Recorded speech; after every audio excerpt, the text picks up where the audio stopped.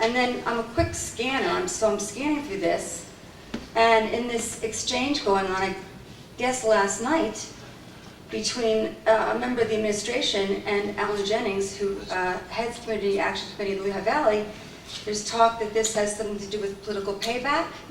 And I'm going to tell you, I and my nonprofit organization were once the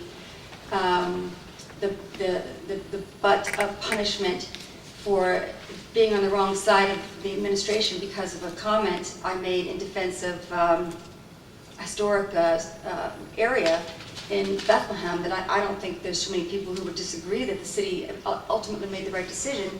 But in the meantime, my organization was thrown to the dogs because I said something that upset someone in, I would say, the same office. I don't like the idea that politics are being mixed with our CDBG discussions, our local political discussions. And Irene, I want to hear from you.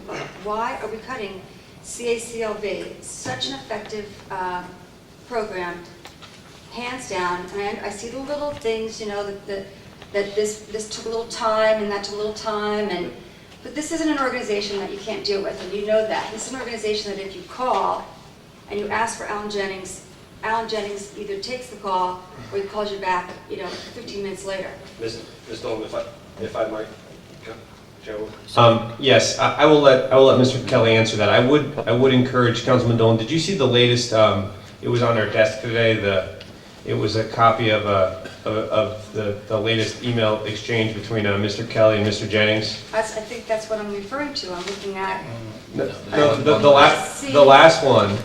That, and once again, I'll let Mr. Kelly explain it, but it kind of goes through the fact that they had this discussion about things they both kind of realized that it wasn't initially as it seemed, and it seemed as if things kind of they came to a conclusion that they both agreed with. But I'll let Mr. Kelly. I'm a quick reader. I see that. Okay, Mr. Kelly, it looks as if the administration didn't understand something and turned around and found a way to restore that funding. Yes. If I can just be quick, I think it was we all recognize that the cuts that we face through CDBG are real, and I think we recognize that this was not a one-time thing. I think we anticipated. Mr. Kelly, it's hard to hear you. Will you speak up? Yeah, sorry. Thank you. I don't know if this is on or not.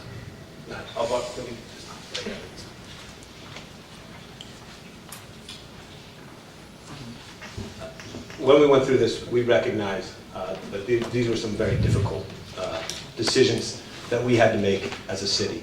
And we thoughtfully took a look at both what was allocated and spending plans. And when we went through and kind of looked at the cap, because what we're dealing with is about $298,000, $299,000 of the allotted CDBG that can go to public services.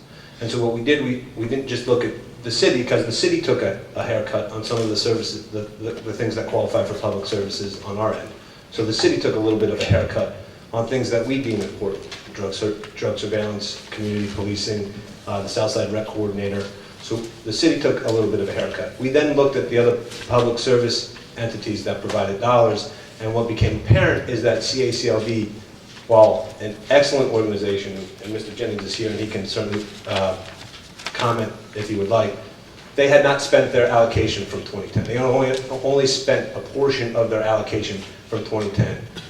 We had allocated them $15,000 last year in the 2010 budget. As of this year, at this time, they had only spent a portion of that, and they had $9,900 remaining of their 2010 allocation.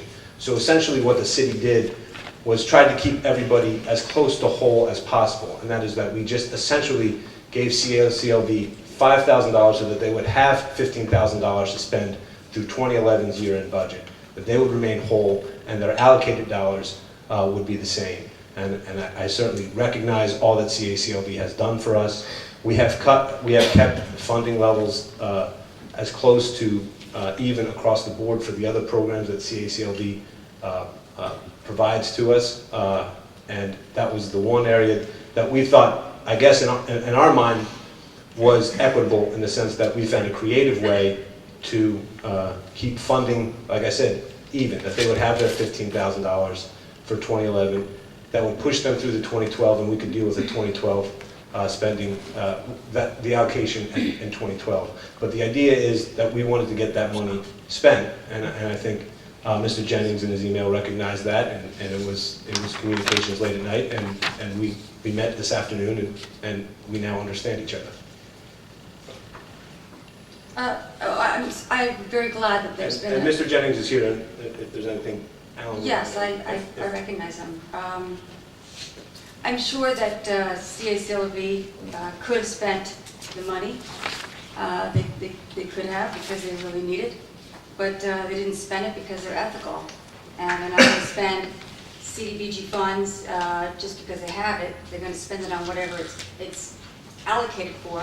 That's what well-run and ethical nonprofits do. And knowing, this is why it still gets me, knowing what CACLV has been going through in the past couple of months, it still is a little bit of a stunner that it doesn't appear that a phone call was made to find out why that money wasn't spent. I don't think CACLV would have been sitting on $10,000 under the circumstances of what's going on in Pennsylvania and in the country this year. And let me just finish. And you know, the thing about emails is they don't go away. And we are all sitting up here seeing how it all got resolved, and that's wonderful. But I'll say it again. I really have noticed and don't like seeing political payback, even if somehow it all works out in the end.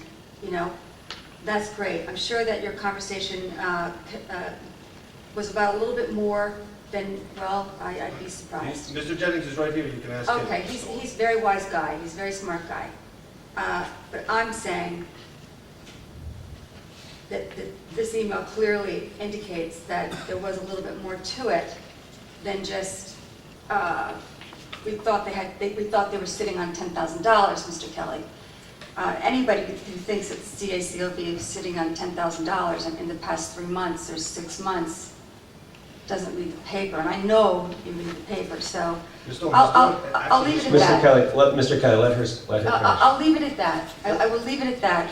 And I would just say that I'm glad, I'm thrilled that you were able to reach a positive outcome.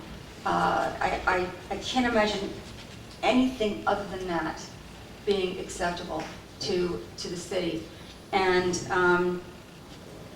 you really, your office does have a bit of a history of playing political hardball with things that are not related to the subject. Not you, your office. I don't believe that about my office. I've only been in place since January, and I don't believe that about my office. Okay, well, we can have lunch sometime.